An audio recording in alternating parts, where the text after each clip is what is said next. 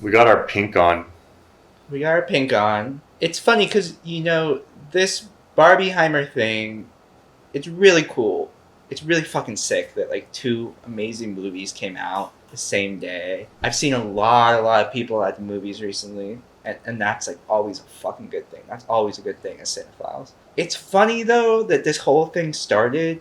It started because Christopher Nolan fucked over Warner Brothers by releasing Tenet in theaters, getting kicked from Warner Brothers, going to Universal. Didn't he just leave because he wanted to? I think they left, like, amicably, but I think it was like a this isn't working out kind of thing. Yeah, but he was like, no, I'm gonna go. Like, I'm gonna go to Sony or whatever. Yeah. But I don't think they really liked him either because he was taking a lot of heat for Tenet, dude, and they did not need that shit during COVID, especially being like one of the only two movies being released that month, Yeah.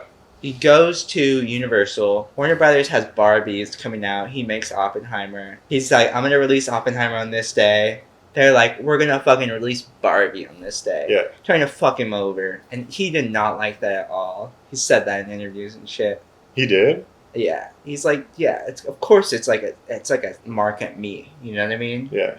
But that's like some Kanye Drake shit where Kanye like found out when Drake was dropping his album, and then he like dropped like those 7 collab tapes like right at the same time, like over just like that span of like a month, dude. Yeah. That's just like competitive shit, and that's like cool. Like I think that's cool. But it's so funny that like what was intended to kind of be like a competitive thing has turned into this like, look at these two fucking polar opposite movies that we're all going to see on the same day. Like that is so sick, and they're both so fucking good. So we're talking about Barbie, directed by Greta Gerwig, dude. Yeah, written by Noah Baumbach and Greta Gerwig. I love this movie actually. Like it like Oppenheimer kind of has this message where, yes, it is this thing that's, like, not as impactful as a fucking atomic bomb, but the ramifications of, like, what Barbie has on our society is greater than just, like, fitting it into a box of, like, body shaming or, like, patriarchy or, like, how it reflects on, like, women nowadays. It's something that's intended to, like, have significance for, like, women all around, like, regardless of, like, the timeline that you're growing up in, or, like, it's meant to be lasting, you know what I mean? And I think that's, like, really, really cool. I like that a lot. I liked Lady Bird a lot. I didn't like Little Women. I thought it was boring and, like, corny. But Barbie was good, though. Like, Barbie was pretty good. Like, it was definitely, like, from movies coming out this year, like, it's definitely up there. What I really liked about the movie was the way that it looked. Mm-hmm. Like, it really looks amazing. It looks so... The colors, the cinematography... The sets, the staging of everything. It's just so fucking good, dude. Yeah. Choreography, it's all, like... It's done by, like someone who cares about their craft. Even when it's, like, kind of a little montage scene, they'll do, like, some montage scenes, which I feel like I'm never really sure about, but it's kind of in the same vein as, like, Big Short montages. Where like they take like stock footage and they use it in the film. I thought they did a really fucking good job at this. And obviously I love all the fucking Kubrick references. Oh yeah, this is a very self-referential, self-aware, spoof kind of satire thing, completely opposite of Tenet. Or sorry, not Tenet, Oppenheimer. Oppenheimer is like really just, it's in the world, whatever's happening there is happening there. There's no like breaking the fourth wall. Like this is like really kind of had this interesting, goofy little fourth wall break type shit. They're referencing like pop culture, like they're talking about like they name drop like Zack Snyder and like the Zack Snyder Justice League. Yeah. Like and that shit. What's interesting about the movie is that like the message of this about like looking perfect. I was thinking that through most of the movie. I'm like, dude, like but like Margot Robbie is like fucking perfect. Like, why are you having this person be this character if you're not gonna? She's gonna say she's not beautiful where she is, and then you have that voiceover cut in of Helen Mirren being like, okay, for the sake like.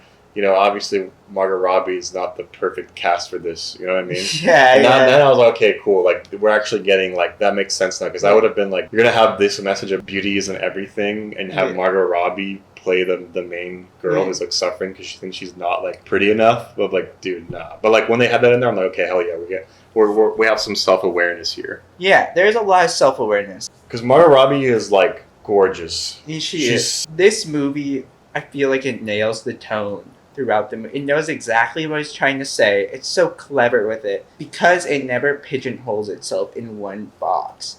The story's not about Barbie and the ramification it has on women. It's not about Ken. It's not about women like struggling in the patriarchy. It's so many things. And it's also about like at the end of the day, it's about this toy. Does it bring you happiness? Does it bring you joy as a kid? Like, do you dream big?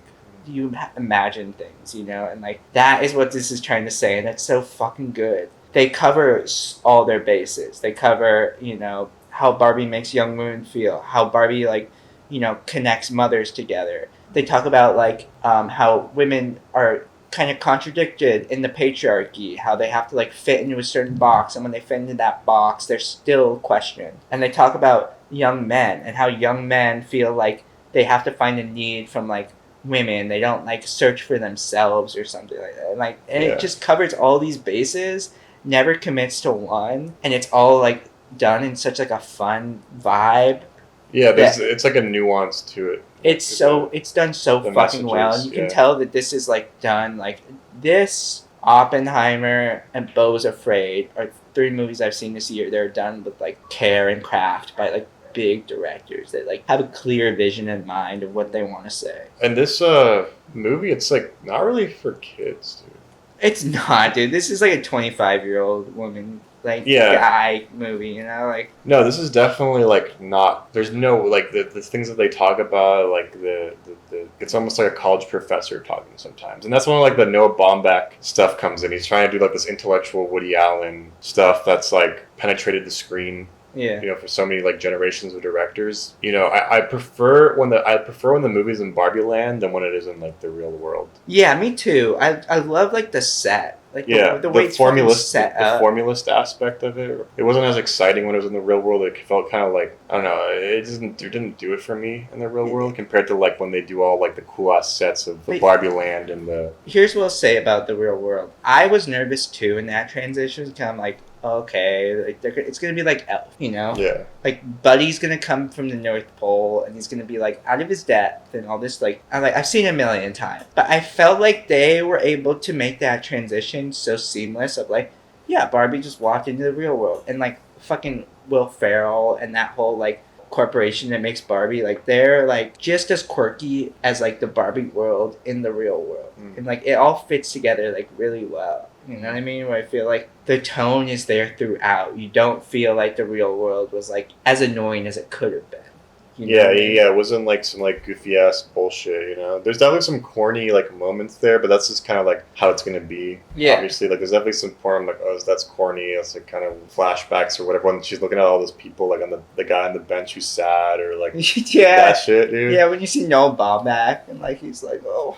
Yeah. And the story, like, it's such a contrast to Oppenheimer because the story is very, very linear. Yeah. It's just like one thing happens to the next. It's really easy to follow. Like, there's only flashbacks. The time, space, and memory aspect is that it's just like, it's all linear. Like, the whole thing is just going forward. Time is going forward, except for flashbacks. But, like, other than that, dude, the standout in this movie, though, is Ryan Gosling. Dude, Ryan Gosling, I've always said, like, he's a fucking amazing comedic actor. He's so fucking good. Does it so well. Like, he's just, like, such a handsome, like, blonde. Like, he's, like, the embodiment. Like, they're both the embodiment. That was, like, obviously on purpose. Like, Margot Robbie's gorgeous, blonde, blue-eyed, perfect beauty. 10 out of 10.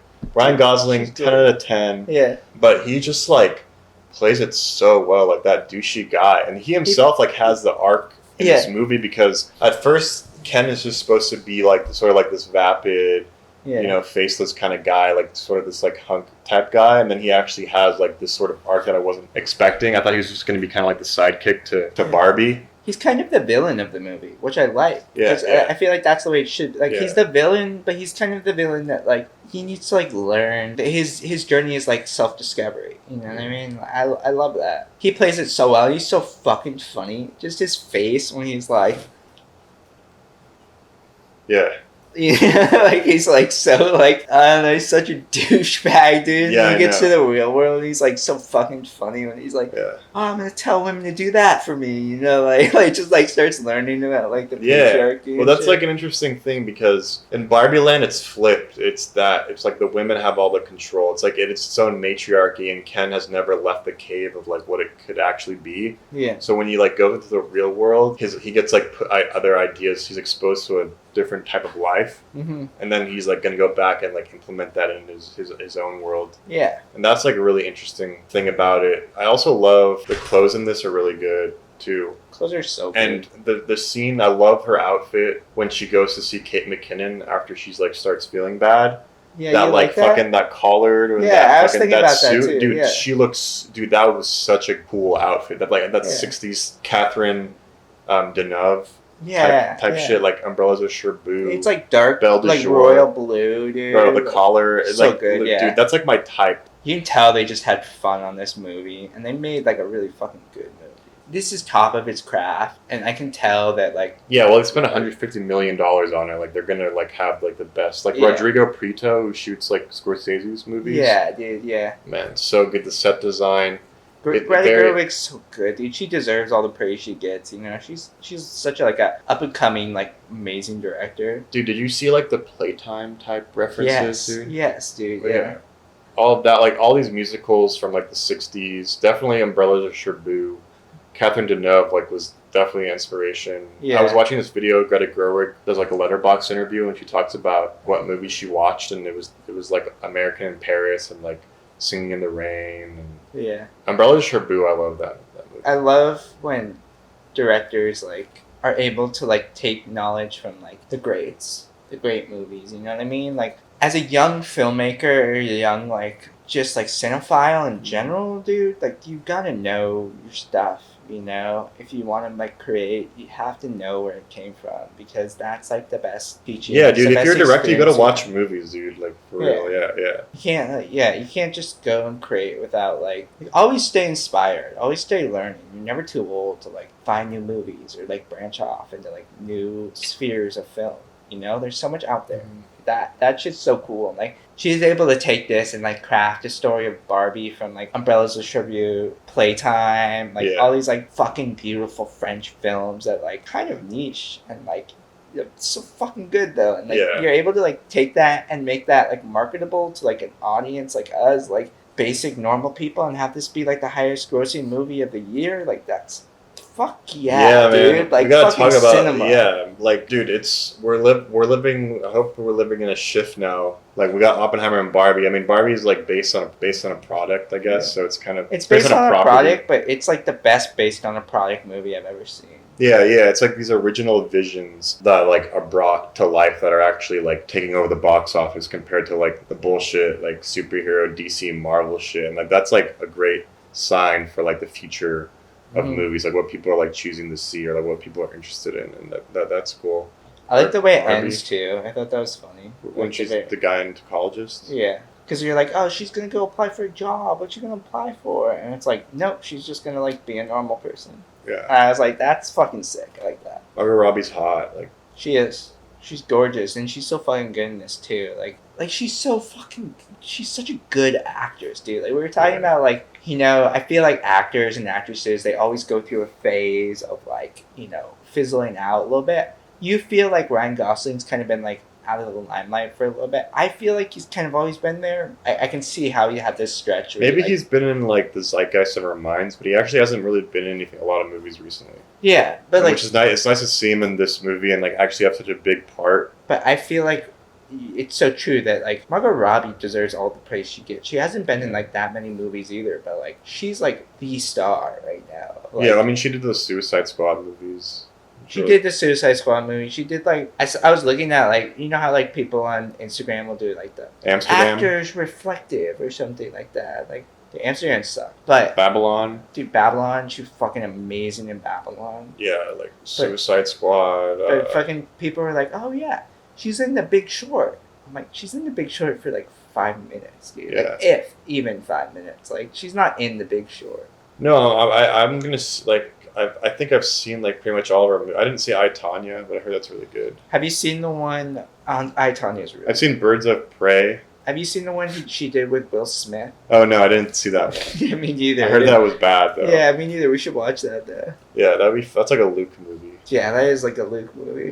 Yeah, 100% like Luke movie. No, Margot Robbie, I love her. Like she's like the star of our time, dude. Like really big. I compared her to Nicole Kidman because she's Australian, but I think like Margot Robbie's bigger at this point than like I don't know if her movies are as good as the Nicole Kidman run of like the late 90s, early 2000s. Yeah, that's like peak Nicole Kidman. She's huge. Dude. But this is like Barbie is like Margot Robbie's Moulin Rouge, where it's like this musical formalist aesthetic.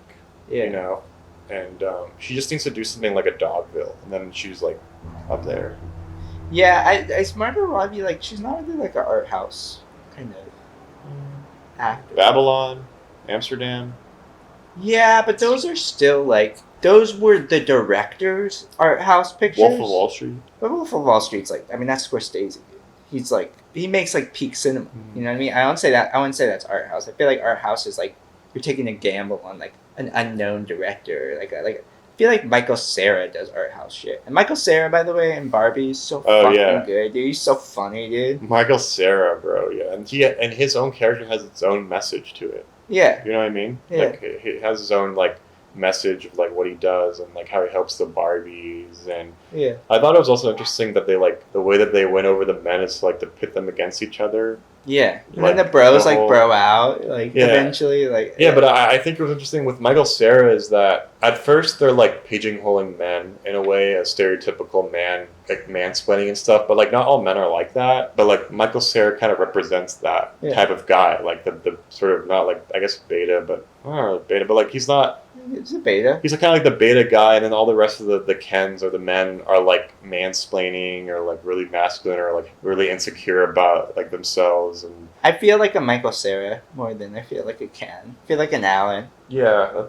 I can see that. I don't think like I'm either or. Like I think I'm just my own guy. Yeah, that's what I kind of liked about him was like he represents like the other people that are just like. Yeah, Will Ferrell is funny too. Will Ferrell's great in this. Oh my god. Like such a genius move to put him in it, and like I feel like this is like classic Will Ferrell too. It's like peak Will Ferrell. And like Ugly Betty is in it. America Ferrera. Yeah. She's like one of the main characters. Yeah. Yeah. She's good in it.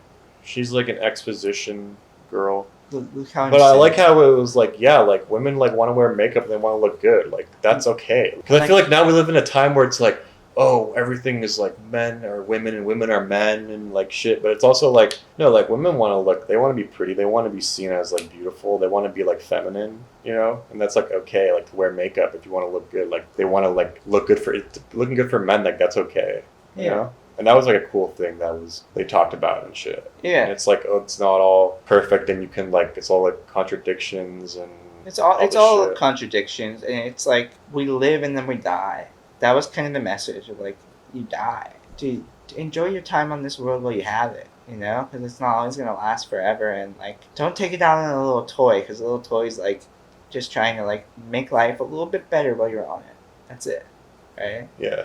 No, this movie like looked fucking amazing. It just like looked fucking. That was like the standout for me, really. That and like Ryan Gosling like was the story was like it was alright, but like whatever. You know, it doesn't have to be super complex. I mean, the last movie I saw was Oppenheimer, so it's not you know, easy to follow. It's impactful though. Like with the time it has with you, like it's impactful.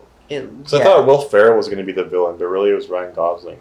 Yeah, Will Ferrell's just kind of like a weird dude that's like he's the CEO of Barbie, but it's like a boardroom of all men. Like I don't know, he's just like I don't know. There's something about him though too, where he's like, they're like, oh, it's gonna be Kendom, it's gonna be Kenland. Let's make a Ken land or something. He's like, not on my watch. I fucking came up loving Barbies or some shit like that. I'm not gonna let fucking Ken ruin this or some shit. I was like, whoa, like I didn't expect that from him. I expected him to be on board with it. And he was really funny though in it. Yeah, and it was funny when he was like, yeah, you know, Ken, he's not really important.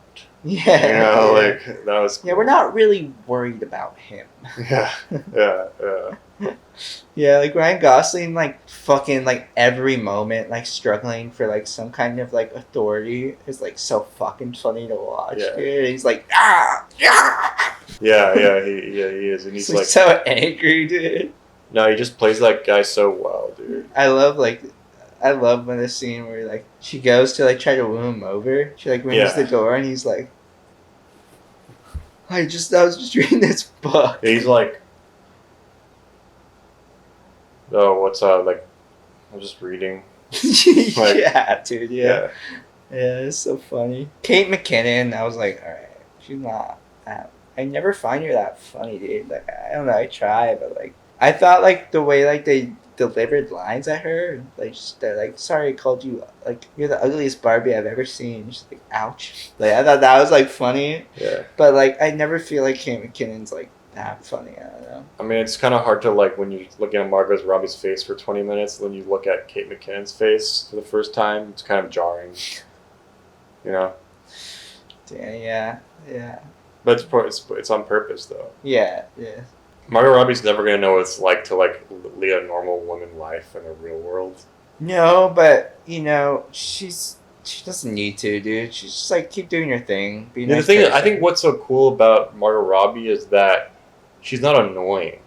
She's not like an annoying like. No, like there's nothing to like really complain about with her because she's just like so great. She's so like it's the same thing. Margot Robbie, Cillian Murphy, right? Like they're both people. They're like you can tell dedicated to their craft and dedicated to like loving like the job and like what they do beyond like I'm an actor. I'm a movie star. Like they don't see themselves as a movie star. They see themselves as like a performer. You know, like they embody these characters and like deliver when they're like asked to, and that is really hard. Yeah, but Cillian Murphy is kind of like a symbol of the red pill Reddit community. It's like fucking. I see all these memes. Peaky Blinder, dude. Yeah, I see so many memes of Cillian Murphy. Yeah, it's like not even. It's like from Peaky Blinders. Like, dude, look how badass he is. Like, yeah. When your dad asks you to help for 5 minutes and it turns into 12 hours of labor and abuse or something like that. But I don't think him as a person like asks for that. You know what I mean? Like I think he plays the role really well. No, he's just a good actor, and also he has a look to him, and he's like dead inside. He's dead inside, yes.